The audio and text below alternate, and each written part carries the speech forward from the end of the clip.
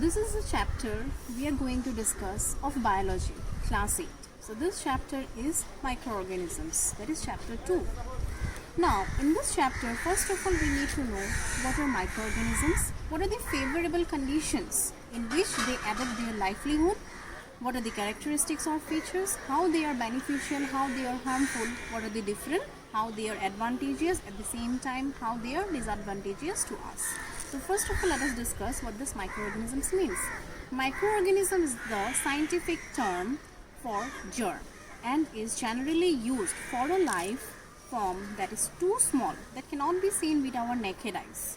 Microorganisms are present everywhere.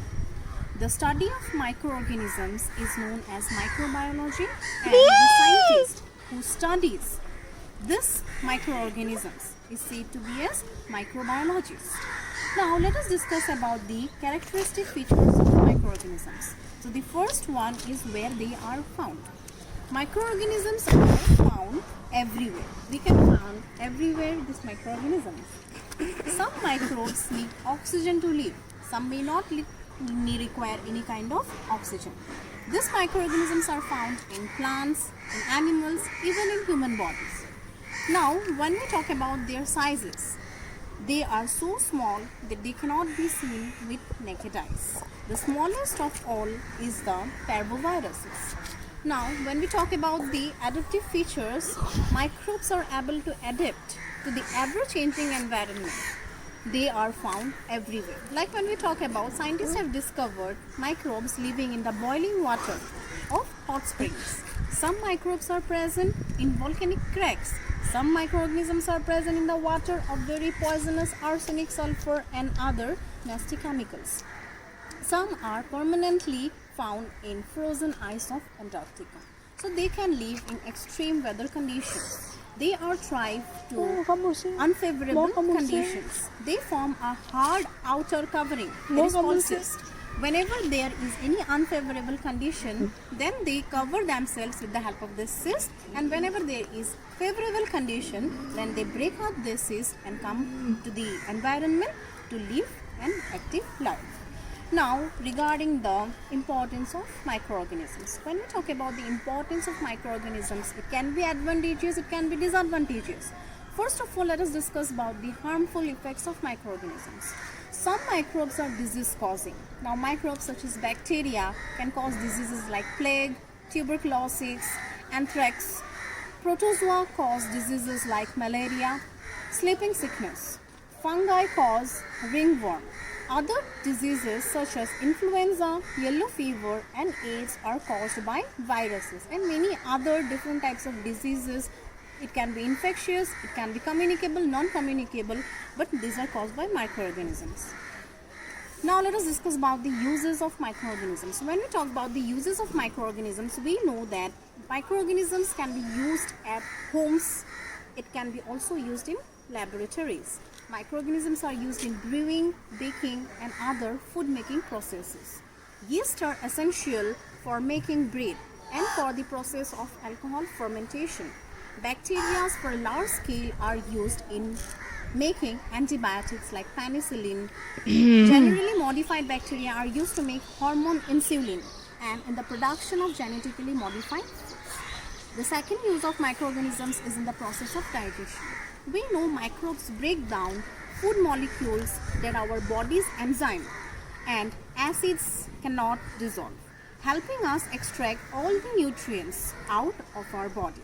Some make valuable vitamins also for our body to acquire.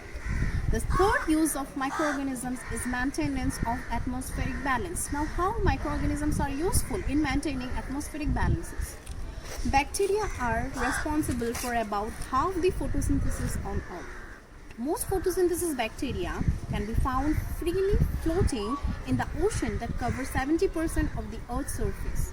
One of the most important ways by which photosynthesis bacteria affect life on Earth is in the role in the carbon cycle. We'll discuss the carbon cycle, nitrogen cycle later. The fourth example or the use of microorganisms is the agriculture. The microbial communities on and around plants are also critical to manufacture the nutrients that plants need to order to grow. Certain bacteria convert atmospheric nitrogen into ammonia, a form that is readily usable by plants and animals. So whenever any kind of fossil fuels are found, whenever plants and animals die, fossil fuels are formed. From the fossil fuels, we get the nutrients back to the environment again. So this is how agriculture is useful for this bacteria. The fifth one is the science. Microbes are also essential tool in microbiology, biotechnology, biochemistry, genetics, and molecular biology. Most of the experiments, investigations are done with microbes. So with this, these are the uses of microorganisms.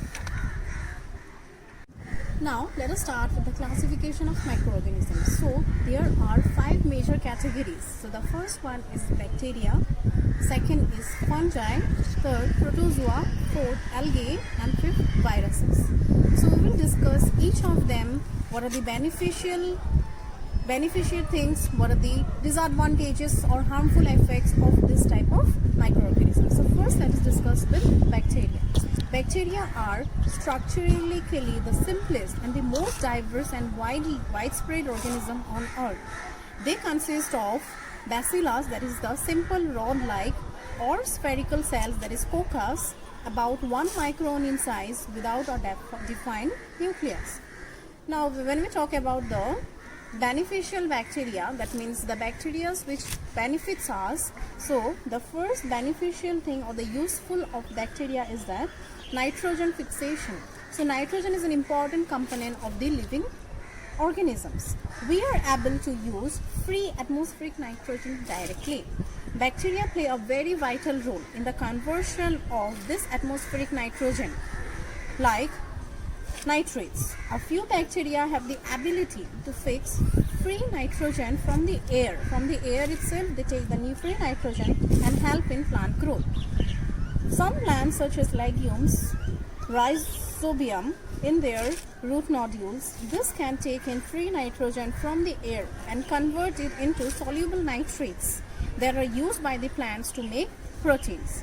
Next use is decomposition of dead organisms. We are getting fossil fuels, we are getting petroleum. This is because of the microorganisms. This is because of bacteria. Bacteria help in maintaining the concentration of carbon in the atmosphere.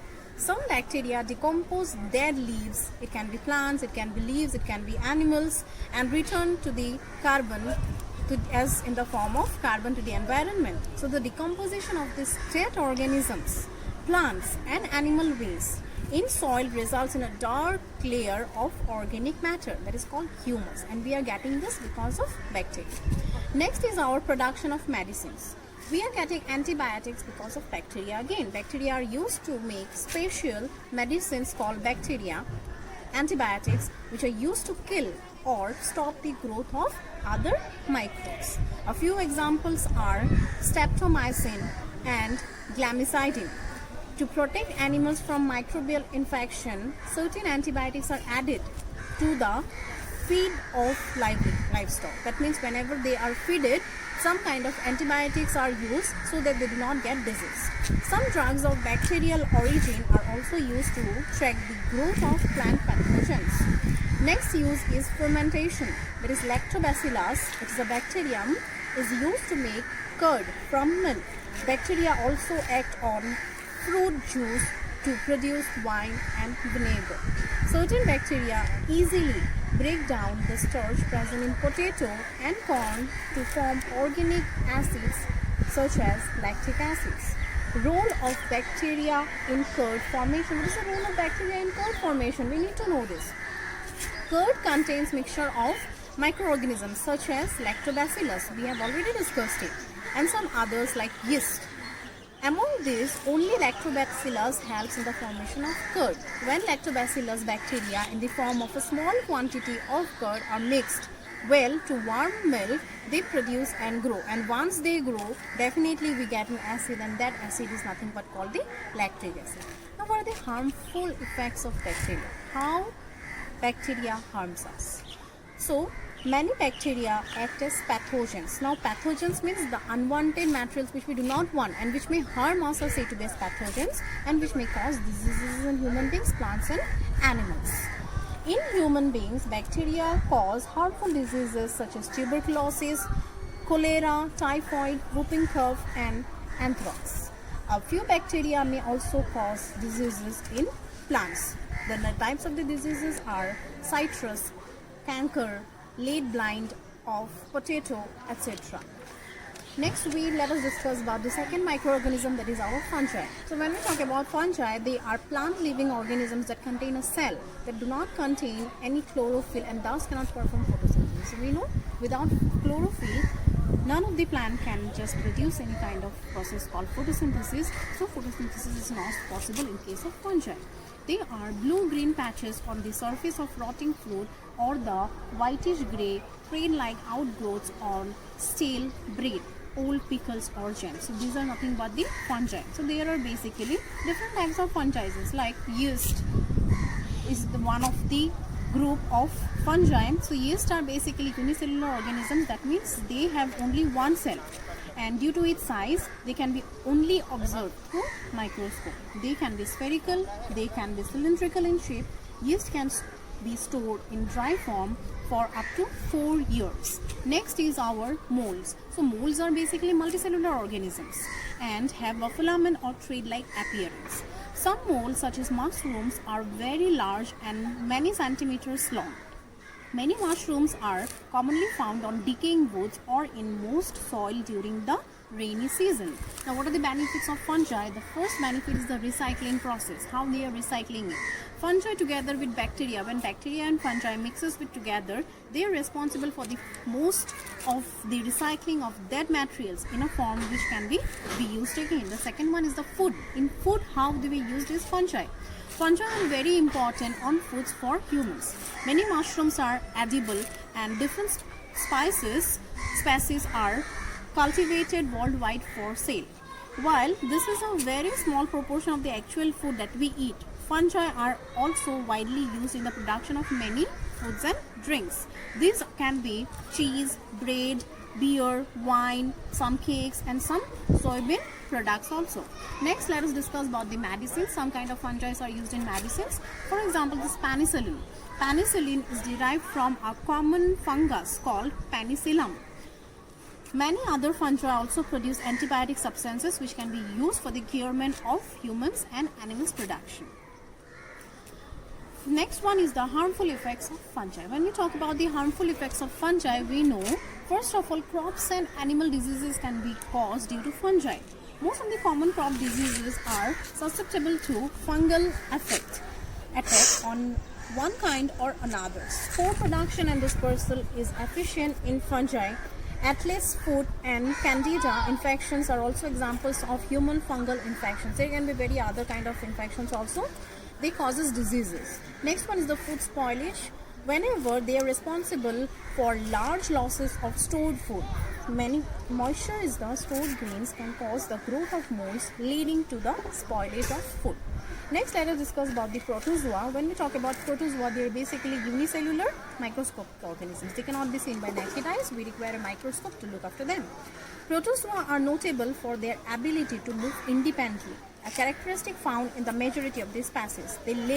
They usually lack the capability for photosynthesis. They do not form the process of photosynthesis out here. Protozoa are the simplest and small organisms. Protozoa cells have no cell walls and therefore can assume an infinite variety of shapes. We cannot predict their shape. They can be of different shapes. Protozoa are heterotrophic microorganisms. That means they derive nutrients by engulfing other organisms and digesting them intracellularly, like in case of amoeba. So the common examples of protozoa can be amoeba, paramecium, plasmodium, etc. So we have discussed about amoeba in our previous classes. Now let us discuss about the beneficial protozoa. What are the beneficial things or the uses of protozoa? The first one is soil fertility. How it is helping in soil fertility? It plays a very important role in the fertility of the soil. Protozoa enhances the rate at which bacteria decompose dead organic matter, and once the enhancement increases, so the fertility will also increase in a short span of time. It is very much useful for the fertility of the soil for growing different types of crops. Next, let us discuss about the waste treatment. When we talk about the waste treatment, protozoa play an important role in wastewater treatment processes by feeding on fungi and bacteria and causing waste degradation.